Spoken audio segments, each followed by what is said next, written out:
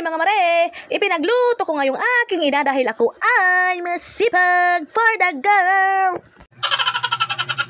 Pagkatapos kong pakuluan yung atay ng manok, mag-iinit naman tayo ng mantika sa kawali for the go. Nung mainit ang mantika sa kawali, magigisa naman tayo ng bawang at sibuyas for the go.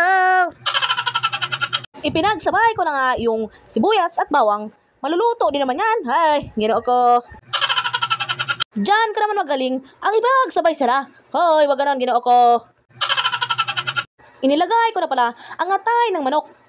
Isinabay ko na rin pala ilagay ang oyster sauce.